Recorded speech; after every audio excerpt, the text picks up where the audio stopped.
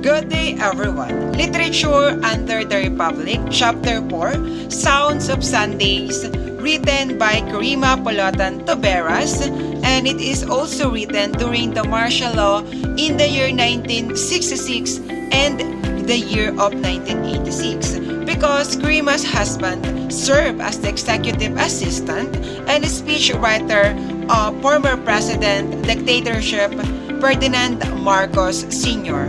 And the story revolves around between power and love, because the character of Domingos desires for power and money while Emma desires for love, and how these two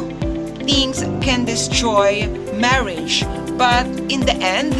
love will prevail, and it taught us on how we are going to be able to solve this kind of problem being husband and wife.